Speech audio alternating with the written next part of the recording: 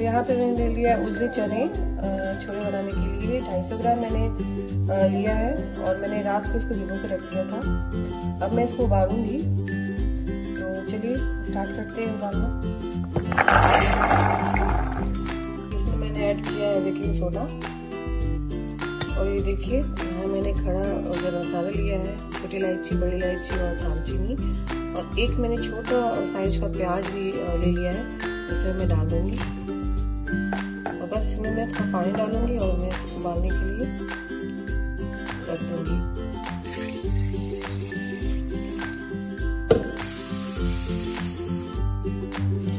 ये छोला उबल चुका है।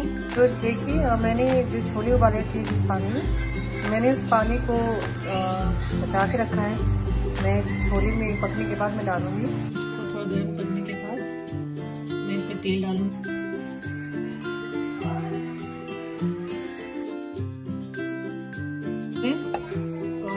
गरम मसाला डालूंगी।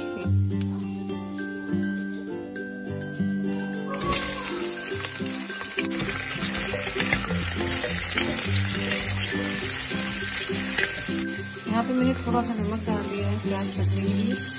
ब्राउन होने तक हम चलाएंगे मीडियम आंच पे।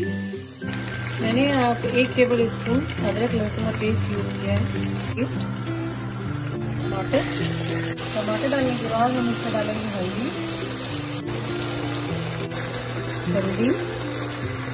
जीरा पाउडर, लाल मिर्च पाउडर, कश्मीरी मिर्च, धनिया पाउडर, काली मिर्च पाउडर, और ये सबको हम मिक्स कर लेंगे मसाले को। यहाँ पे हम ऐड कर देंगे छोले को।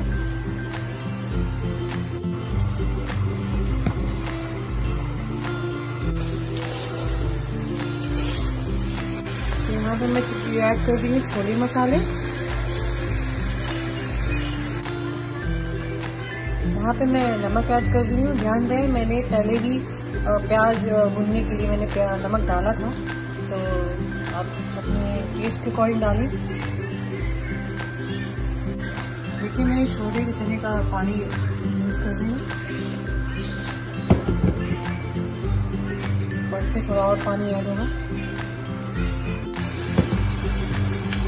मैंने पानी डाल दिया।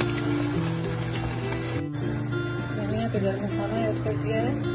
पानी डालने के बाद अब हम कुकर को ढक के 10 सीटी लगने के बाद फ्लेम को मैं बंद कर दूँगी।